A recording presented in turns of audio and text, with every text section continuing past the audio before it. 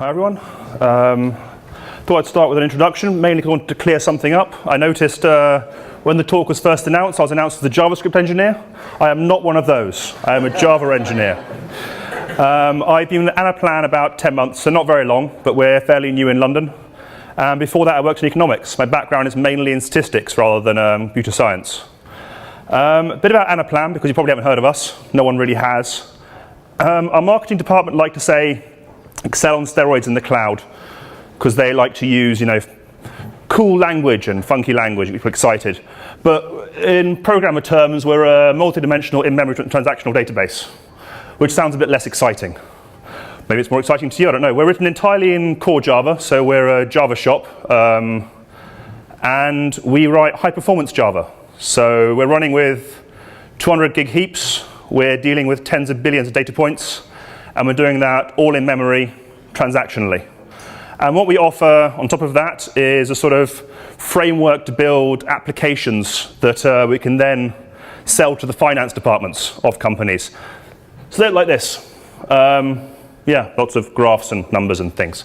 So that's fundamentally what Anaplan does.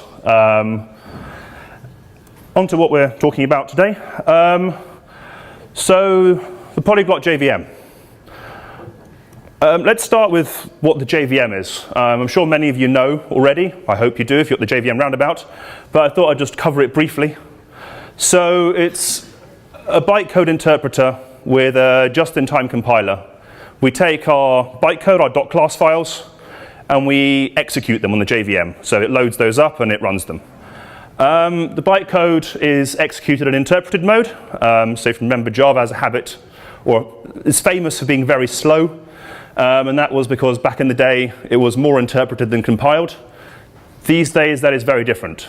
So when the JVM detects a hotspot, it then compiles that into machine code and makes it much faster. Hence the name of the JVM that Oracle put together, the hotspot JVM. And it's been undergoing development for quite a while now. It's a fairly old and mature product. So the fundamental difference between the JVM and something like C, C++, Fortran, you name it, it's that it's dynamically compiled. So if we have our blue runtime box, dark blue runtime box, then with static compilation, we take our source code, which can be anything from actual code written by developers to same bytecode, that can be a source code. We compile it with a static compiler. So a compiler is basically a transformer of data. We take our code, we transform it into machine code, which the computer understands, and then we execute it. The difference with dynamic compilation is that the runtime box expands. So actually, the dynamic compiler runs on the source code at runtime. So we plug the source code directly into the JVM, which is a big difference. And back in the day, it made Java significantly slower. Now we like to think it makes Java significantly faster. So this magic compiler that sits there and runs our code in real time is called the JIT compiler, or the just-in-time compiler. But actually, there's more than one. So the JIT compilers. So we have two compilers in Java, in the hotspot JVM. We have C1 and C2. And they work in tandem to optimize your code as far as possible. So this is a sort of illustration. It's missing a few lines, actually, but it serves the purpose. So we start with our interpreted code. And when the hotspot VM detects that something is particularly hot, as it's looped a lot of times or it's run a lot, we move it up to the C1 compiler. And the C1 compiler doesn't actually do much optimization. Its job is to instrument the code. So it plugs in lots of hooks and tries to work out this if statement. Does it go left or right? This loop, how many times does it usually happen? Do we ever enter this method? It tries to create sample data from your code to try and work out at the real runtime what is the structure of your problem. Once it's happy that it's got enough data, it passes up to the C2 compiler. And this is where the magic happens. So the C2 compiler will actually remove most of the things that you don't use. It will make assumptions about ifs. It will make assumptions about loops. It will put in a whole lot of magic.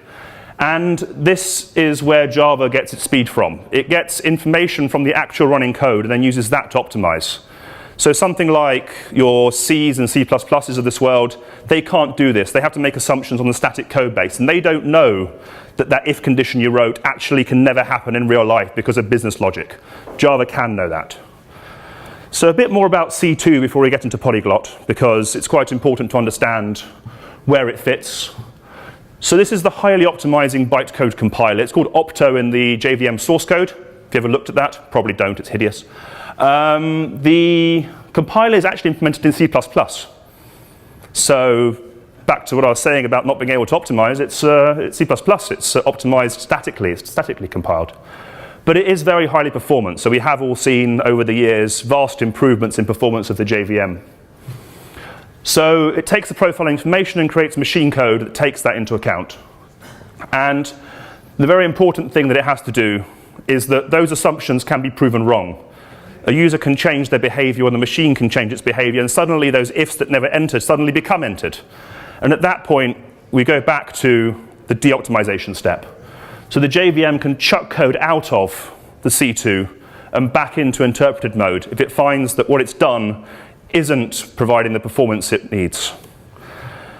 So what they added in Java 9, the very sexy title, the Java level JVM compiler interface, or JEP 243 as it's commonly known. So this allows us for the first time as JVM developers to plug our own Java code into the JVM. So it becomes a bit meta, as in we can write the JVM in Java. And the reason this is so powerful is because the compiler doesn't really require low-level machine access. A compiler isn't doing anything I/O or network driven. It's doing computation, it's doing mathematical processing. It can do that in memory. It doesn't need to access low-level constructs of the machine. And the other advantage this also gives is Java is safer than C++. I mean, I'm sure we've seen Heartbleed. Everyone here has heard of Heartbleed.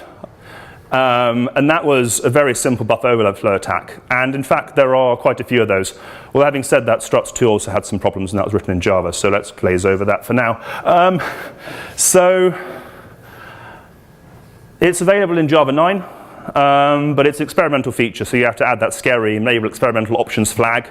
They're planning to roll it out at some point in the future. But this is the foundation on which the Polyglot JVM is built.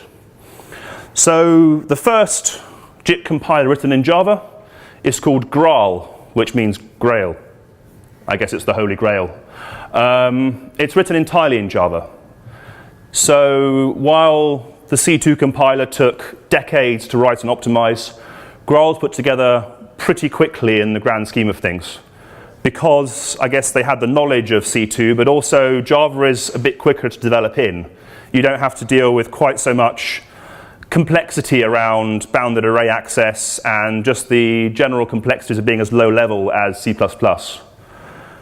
So Graal, unlike C2, is optimized to process a more wide range of languages. So C2 is very much geared at Java and Java's structures and Java's idiosyncrasies.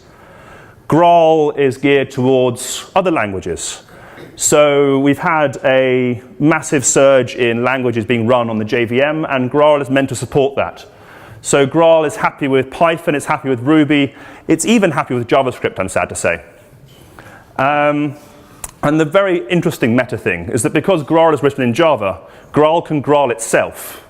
So it can improve the performance of its own compiling at runtime, rather than having to guess at everything at compile time.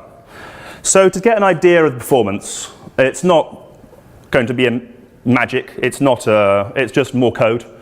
So you can see that Graal, this benchmark was done by Oracle a while ago, 2013.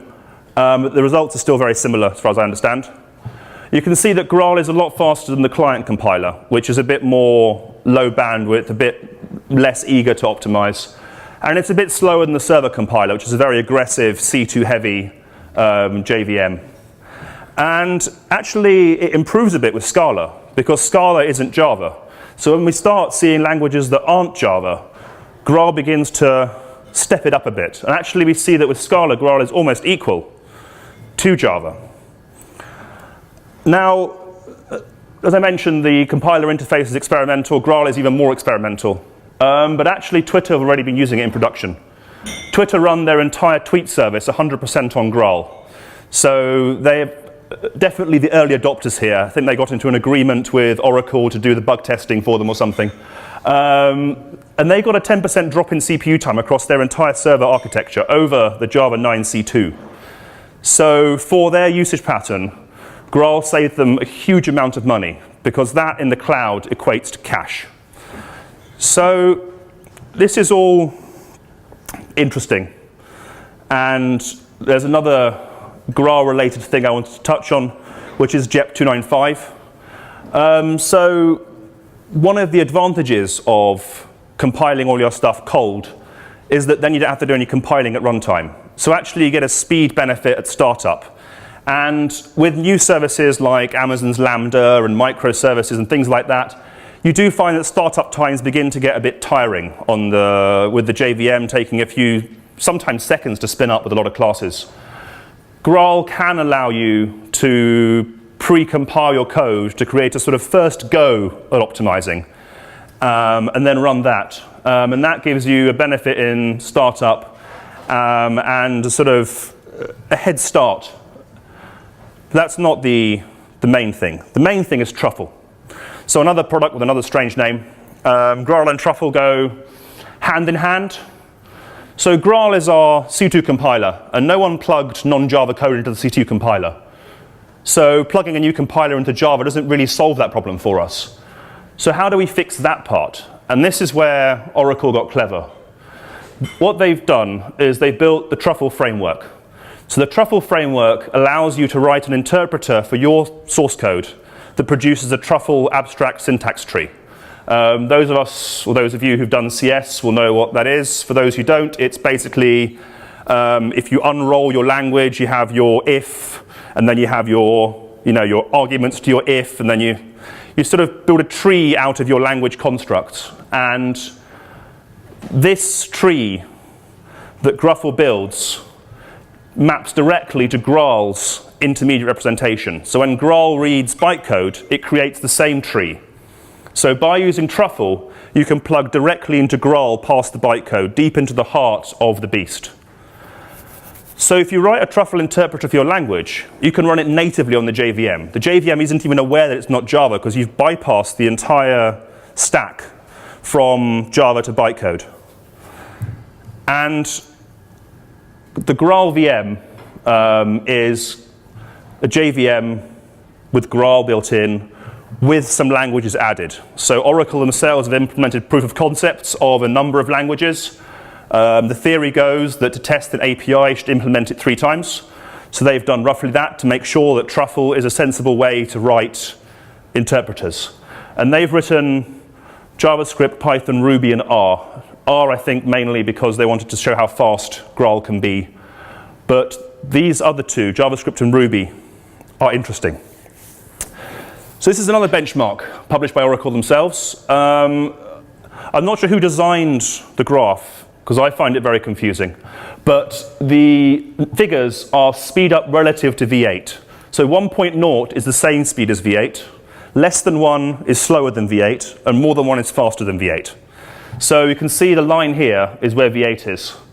And we can see that even with V8 being a very mature Google-developed JavaScript engine, Graal outperforms V8 in quite a few benchmarks, and sometimes fairly significantly.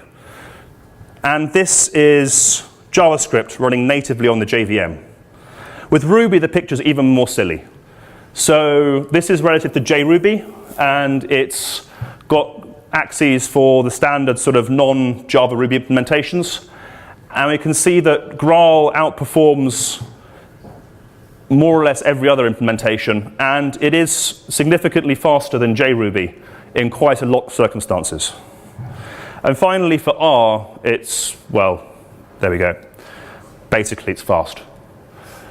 So that gives us languages on the JVM. It gives us the ability to run JavaScript or Ruby or R on the JVM, but it doesn't really give us much about Polyglot.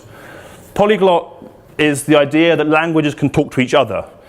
So if you've ever written Scala or Kotlin and talked to Java, that is Polyglot. And the interfaces there are very natural because those languages basically compile to Java. So at the runtime level, they are very similar. But other languages don't have the same benefits. And running JavaScript in the JVM has never really been that easy. And interoperating has never been particularly simple. But the idea is that once you have your languages in Truffle, because as far as the JVM is concerned, the AST is understood, the languages are the same, you can create a common namespace for those languages. And you can actually run them as if they were the same language. You can transparently interoperate. So as an example that I've pilfered from an Oracle presentation in 2017, here is a beautiful Ruby function, as Adam might write in his new career as a Ruby developer. We have this clamp function, which confusingly takes 3 numbers, sorts them, picks the middle one, so it always bounds a number between the upper and lower bounds. And we have some bit twiddling to convert COAMK to RGB, and we use the Ruby benchmark suite to loop this lots and lots of times and run it with random numbers. The idea there is we prevent Graal from optimizing the whole lot away, which it would do. And the performance of that, compared to Ruby, or JRuby, is astronomically higher. So this is, again, just demonstrating the speed up you get simply from using Graal. What we can further do is we can write that clamp function in JavaScript. Why not? It's simpler. There's no sorting, there's no sort of complexity there, it's just some nested ifs. And we can call that as if it were Ruby. The Ruby code hasn't really changed. And we can execute that. And there is almost no performance detriment to using a JavaScript function and a Ruby function, because as far as Graal's concerned, they're all the same. And you can see there's maybe a bit of difference here. But this paves the way for developers to write code in the language they want to write it in, rather than having to conform or to build everything in the same language. So you can write things in the best language. So that's all I really had.